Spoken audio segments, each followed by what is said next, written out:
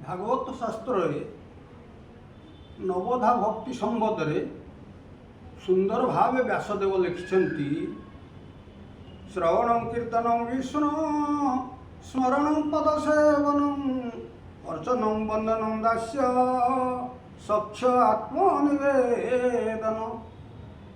यही 9टी प्रकार भक्ति व्यासदेव रचना कले एवं यही भक्तिर जड़े जड़े अधिकारी बा एथिरु गोटिए गोटिए भक्तिर अधिकारी भावे विभिन्न भक्तों को निया जाइछि। जो माने कि गोटिए गोटिए भक्तिर अधिकारी होई बा निजकु ता मध्य हजई देई ए संसार बंधन मुक्ति पाइछन्ति। प्रथमतः श्रवण भक्ति कले महाराज परीक्षित, ब्रह्मशापग्रस्त महाराज परीक्षित जेतेबेले अभिशप्त हो जाइछन्ति मुनि कुमार श्रृंगी द्वारा जे 7 दिन तांको तक्षक दंशन करिवो, तथापि परीक्षित महाराज दुखित होई नाहंती। से कहिछन्ति जे संसार को अनेक मनीष अनेक जीव आसंती, मात्र सेमाने तांकर मृत्यु संबंध जानि नथांती। मु होउची प्रथमतः सेही भाग्यशाली व्यक्ति जे कि जानि पारिछि जे 7 दिन भितरे मृत्यु हब। तेणु ये मनीष जीवनरु ये मनीष मोह माया जंजालु मुक्ति हवाकू से मुनि ऋषि मानकर परामर्श नहीं। मुनि ऋषि माने तांको सत्संग करने को कहिछन्ति। सत्संग बोले भागवत सत्संग करने।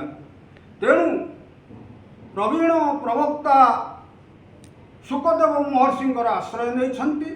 सुखदेव महर्षि नैमिषारण्य ठारे 60,000 मुनि ऋषि समेत परीक्षित महाराज को मुख्य श्रोता भाव नहीं प्रवचन आरंभ करने प्रसंग में भागवत कथा कहिछन्ति। तेणु श्रवण कले परीक्षित, कहले कीर्तन कले सुखदेव महर्षि। श्रवण कीर्तन विष्णु स्मरण पदसेवन। स्मरण अधिकारी हेले प्रहलाद महाराज। प्रहलाद महाराज भक्ति बल प्रहलादर भक्ति बल तार पिता हिरण्यकश्यप जेतेबेले कहिछि तोर भगवान को तू स्तंभ मध्य देखाओ, भगवान नृसिंह क्षणिक अवतार नहीं हिरण्यकश्यप को विदारण करिछन्ति।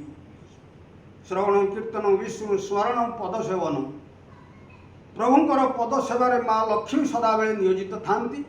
तेणु तांकु सेवक बा भगवान पद सेवनकारी भक्तरे मध्य ग्रहण करा जाइछि।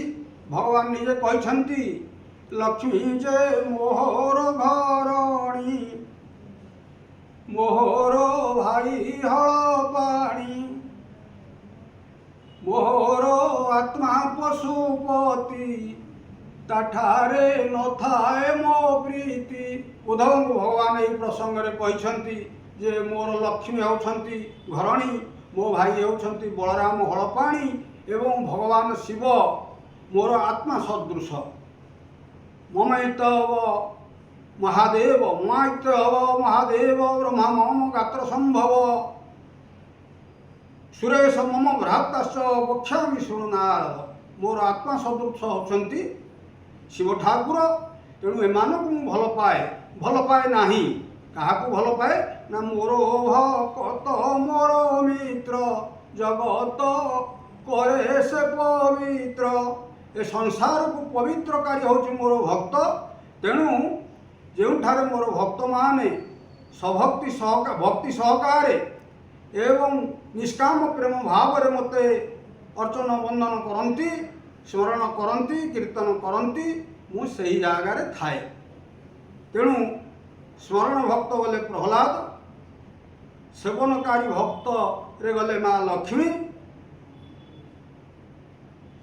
श्रवण कीर्तन विष्णु स्मरण पदसेवन अर्चन कले पृथु महाराज।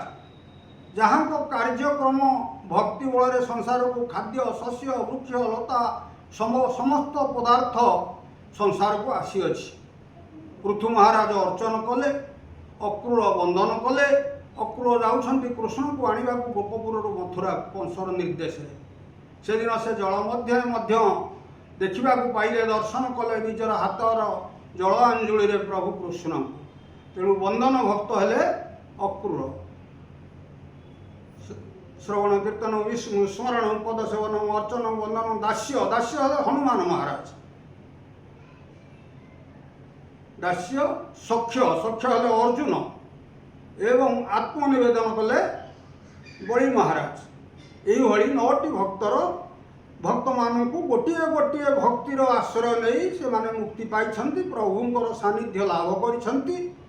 सेदिन सीता चोरी पर राम लक्ष्मण 2 भाई वनस्तर बुलुथिबा अवस्था मातंग ऋषि आश्रम रे पहुँचते 84-85 वर्षर गोटे वृद्धा सबरी प्रभु को दीर्घ दिन अपेक्षा करिछि। तार गुरु मातंग ऋषि कहिकी जाइथिले मारे दिने गौर श्यामल कलेवर विशिष्ट 2 भाई आसीबे से ही होउछंती ब्रह्म।